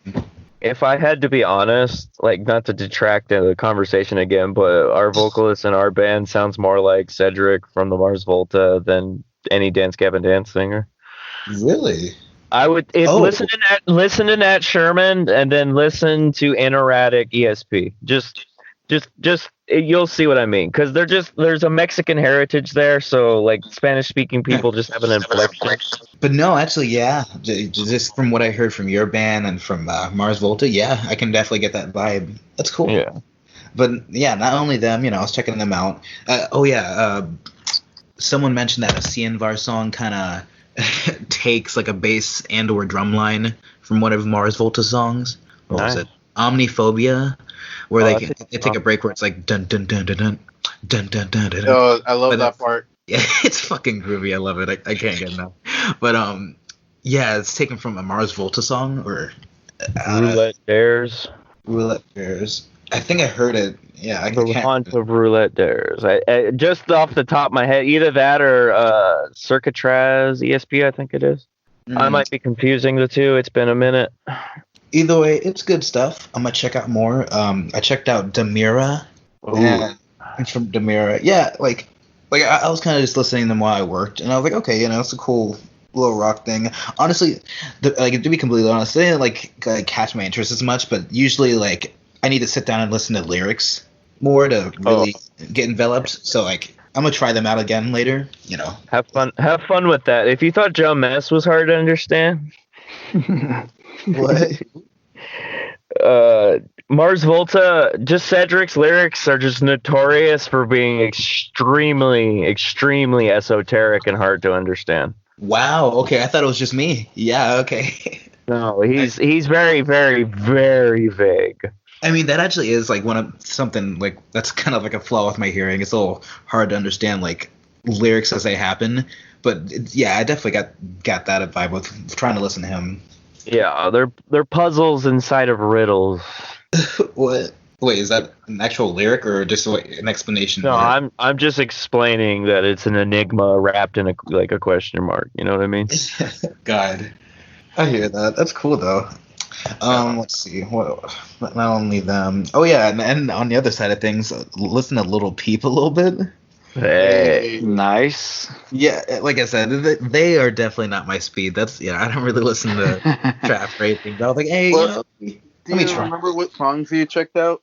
What songs? Honestly, no. I just looked on Apple Music and like picked their singles. So Hey, the singer and guitar player from Pulses just followed us on Twitter. Hey, Hey, look at that. hey, Hey, Yeah, he felt the vibe.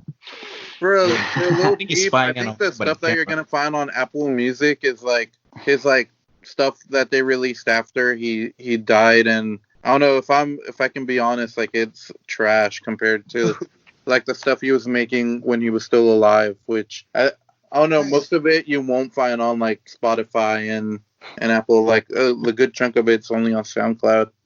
Or I should- YouTube. So Yeah. if it's stuff that after you die, like, so should I check out like the Come Over When You're Sober albums or? I would check out stuff before that. B-side stuff. Well, no, he had a bunch of EPs. I think one was called Crybaby, and I can't remember. Okay. I can't remember what the other one was. Holy crap! How many EPs does this guy have? He has a lot because he basically had a resurgence because he used to be in like a group with Ghostmane called Schema Posse, and like after that he joined Goth Boy Clique and changed up his sound. But yeah, so I would definitely I would listen to Hellboy and Crybaby for sure. Hellboy and Crybaby. Hey, will do. Shoot. Really? And yeah, what was it? Yeah. For now, that's just here and there some of the stuff I checked out. All right. That's it? Yeah, for now, yeah. All right. I Nice. guess we better end this long-ass episode. We'll fix it in post. We will fix it in post. In fact, we're Like, cutting this whole section out, probably. All right. Nice. Thank you all for tuning into the Demo Team podcast this week. My name is Cash Spicer. You can reach me at Cash Spicer on Twitter. You can reach us on Demo Team Podcast on Twitter, Instagram, Facebook, and YouTube now. Like and subscribe to us on YouTube. Send it to Moses. Moses? Yeah, what up? Oh, it's your turn to say goodbye. Oh, hey, peace out. Follow me on Instagram through Being Mo. I'm the one who's always right. Yeah. Damn. You're going to start saying that every episode now? No. Okay, just this one? Good. Yeah. David. You can find me on Facebook, David Pottinger, Instagram, pottinger.david, just usually my name. Yeah, you can find me on those. Hit me up. What's up? Ryan, who has an important announcement for us. Yeah, my Instagram is Ryan// My Twitter is Ryan/1. My band's Instagram is Stay Still Official. Yeah, my band's Instagram is Stay Still Official, and the band's Twitter is Stay Still CA. And for that announcement, next week we hear. Now for that announcement that you've all been waiting for. Next week, the Demo Team podcast will be speaking with members of Anna Moria. So please stay tuned and join us this following week. where we will be speaking with Anna Moria. Did I mention that we're speaking with Anna Moria? Our first interview. Great It's gonna be man. lit. Yeah. Man, awesome. Thank y'all That's for it. listening, Swan Posters, and good night. Yeah. All right. And damn. that's cut it.